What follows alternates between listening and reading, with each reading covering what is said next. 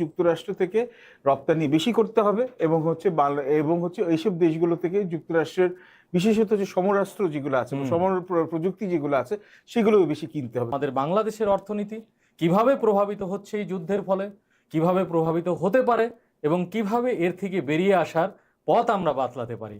তো জনাব পারভেজ করিম আব্বাসী, আপনাকে ফেস দ্য ইকোনমির স্টুডিওতে আন্তরিক অভিনন্দন এবং স্বাগত জানাচ্ছি। তেলের দীর্ঘ সারি এমনটি কিন্তু হয়েছিল ওই 1973 সালে ওই উন্নত দেশগুলো যাদের নাম বললাম সেখানেও, আবার 1979 সালে যখন ইরানি বিপ্লব, ইসলামী বিপ্লব সংগঠিত হলো, তখনও কিন্তু এরকম একটি ব্যাপার আমরা দেখেছি। তেলের উৎপাদন যেমন কমিয়ে দেওয়া হয়েছিল, পরিবহন ব্যবস্থাও অত্যন্ত নাজুক পরিস্থিতিতে ছিল এবং যার ফলে বিশ্ববাজারে তেলের সরবরাহ কমে গিয়ে যে স্ট্যাগফ্লেশন যেটাকে আমরা বলি, আমাদের মুদ্রাস্ফীতি থেকে শুরু করে সার্বিক অর্থনৈতিক বিষয়, এটি ঝুঁকির সম্মুখীন হয়েছিল। আজ কি আসলে এই 2026 সালে দাঁড়িয়ে, যদিও আমি বলছি সেই 70-এর দশকের অয়েল শকের কথা, বাট 2026 সাল এই ডিজিটাল যুগ, এইখানে দাঁড়িয়েও কি আমরা বর্তমানের যে শকটি এসেছে তার থেকে ঝুঁকিমুক্ত কিনা?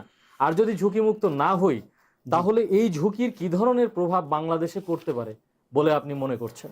ধন্যবাদ আপনাকে। আমি বলে আপনি খুব সুন্দর একটা পটভূমি দিয়ে দিয়েছেন এবং আমার অনেক দর্শক আছে যাদের জন্মের আগে, ইনফ্যাক্ট এটা আপনারও জন্মের আগে, এটা আমরা যে 1973 সালে বা 1973-তে ইয়ম কুপার ওয়ার যেটা রাইট, এবং তারপর 1979 সালে ইরানের শাহ যেখানে হচ্ছে পতন হলো, আয়াতুল্লাহ খোমেনির নেতৃত্বে যে ইসলামিক বিপ্লব হলো, এবং তারপর 1980 পর থেকে যে ইরান ইরাক 8 বছর যে যুদ্ধ হলো, সব মিলে যেটাকে ওই যে সময়টিকে ওটাকে আমরা বলি হচ্ছে যে এই যে মিডল ইস্ট যে অয়েল ক্রাইসিস যেটা হলো, সাপ্লাই চেনের যেখানে অয়েলের যে ডিসরাপশনটা হলো, সেখান থেকে কিন্তু পুরো বিশ্বে আপনি যথার্থ বলেছেন যে নতুন একটা অর্থনৈতিক একটা আমরা বলবো যে একটা টার্ম আমরা এখানে ইন্ট্রোডিউস করলাম, স্ট্যাগফ্লেশন, স্ট্যাগনেশন প্লাস ইনফ্লেশন। মানে একদিকে হচ্ছে যে আপনার সরবরাহ তো কমেই যাচ্ছে, আবার চাহিদাও কমে যাচ্ছে, তো আপনার মূল্যস্ফীতিও বেড়ে যাচ্ছে, আবার তার সাথে সাথে হচ্ছে যে আপনার যেটা জিডিপি বলবো বা হচ্ছে আপনার আউটপুট আছে ওটাও কমে যাচ্ছে। এইরকম ইউনিক সিনারিওকে ট্যাকেল করার জন্য যেটাকে বলা হয় যে আমরা ডিমান্ড ম্যানেজমেন্ট পলিসি থেকে সাপ্লাই সাইড পলিসি চলে গেলাম। তো ওইখান থেকে এই হচ্ছে যে এটা পটভূমি। আমরা মনে করেছিলাম ওই যুগটা প্রায় শেষ, কিন্তু এখন আমরা যেটা দেখছি হালে সাম্প্রতিককালে যে 2 সপ্তাহের উপর তো যুদ্ধ হয়েই গেল, এবং প্রেসিডেন্ট ডোনাল্ড ট্রাম্প যুক্তরাষ্ট্রের উনি যে দ্বিতীয়বার যখন উনি এখানে ক্ষমতায় আসলেন, তারপর আমরা দেখি যে একের পর এক উনি হচ্ছে পুরো বিশ্বের এখানে যে ধ্যান ধারণা যেগুলো আছে, যে কি কি সম্ভব আর কি কি অসম্ভব, ওগুলো প্রত্যেকবার কিন্তু উনি চ্যালেঞ্জ করছেন এবং চমকাচ্ছেন। ওনার দেশের লোকদেরকেও উনি চমক দিচ্ছেন এবং সারা বিশ্বের যেখানে আমি বলবো যে একটা এক ধরনের ধ্যান ধারণা বা একটা ক্যালকুলাস আছে, সেটাকে উনি হচ্ছে পুরোপুরি হচ্ছে ওটাকে পুরোপুরি নস্যাৎ করে দিয়ে উনি পুরো বিশ্বকে হচ্ছে উনি এটা বলবো যে একটা অস্থিতিশীলতা ঠেলে দিচ্ছেন। এবং এটা হচ্ছে ওনার হচ্ছে এই দ্বিতীয় প্রেসিডেন্সি এটা হলমার্ক। এবং আপনি যদি মানে দেখুন সবকিছু তো একটার সাথে একটা সংযুক্ত। আপনি বাংলাদেশে নিশ্চয়ই আসবেন, কিন্তু বাংলাদেশের লোকরা, আমরা বাংলাদেশের ব্যাপারে আমরা এখানে আমাদের আগ্রহ থাকবে বা উৎকণ্ঠা থাকবে।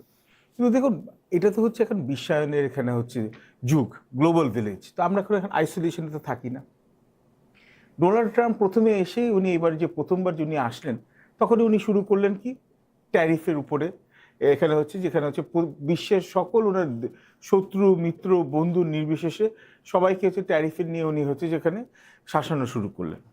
তো প্রথমে 10% বেসলাইন ট্যারিফ, তারপর হচ্ছে লিবারেশন ডে ট্যারিফ হিসাবে এখানে 37%, 40%, এবং যুক্তরাষ্ট্রের যে আমি বলবো তাদের মানে উদ্যোগে যে গ্যাট যেটাকে করা হচ্ছে, general agreement trade and tariff, তারপর ওয়ার্ল্ড ট্রেড অর্গানাইজেশনে যেটা আমরা বলবো যে মাল্টিল্যাটারাল যে ট্রেডিং অর্ডার ছিল, ওটা কিন্তু উনি নিজে নস্যাৎ করে দিলেন।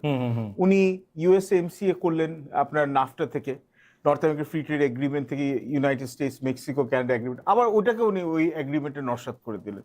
এবং ওনাকে আপনি যদি দেখেন সব হুর থেকে ওয়ার্ল্ড হেলথ অর্গানাইজেশন থেকে যুক্তরাষ্ট্রের মেইন যেখানে এটা ছিল হচ্ছে যে পেট্রন ছিল, ওখান থেকে উনি সরে আসলেন।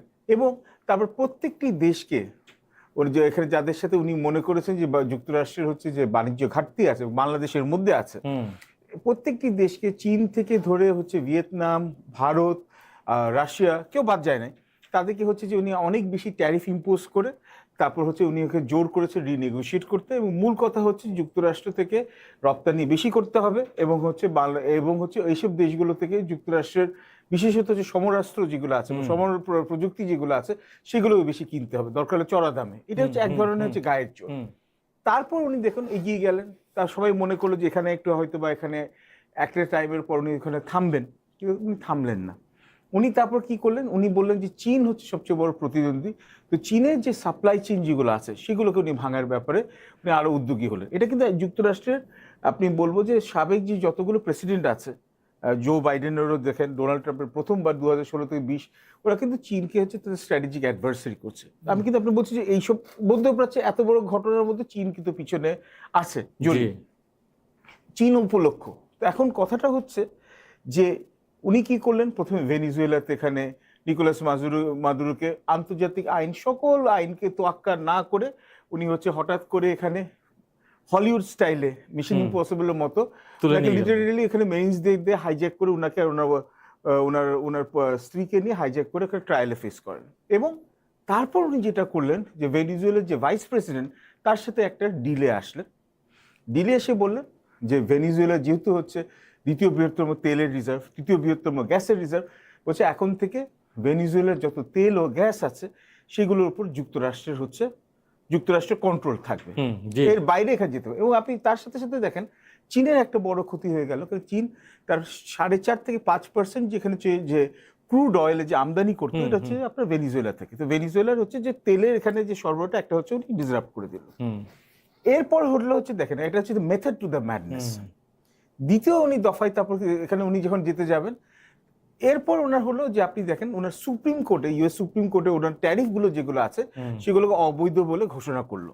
তখন উনি আবার বেসলাইন ট্যারিফ 10% দিয়ে দিলেন এবং অন্যান্য দেশগুলোকে আবার শাসানোর জন্য উনি ইউএসটিআর, ইউএস ট্রেড রিপ্রেজেন্টেটিভের আর্টিকেল 301 হিসেবে ট্রেড প্রোব উনি ঘোষণা করলেন, এর মধ্যে বাংলাদেশও পড়েছে।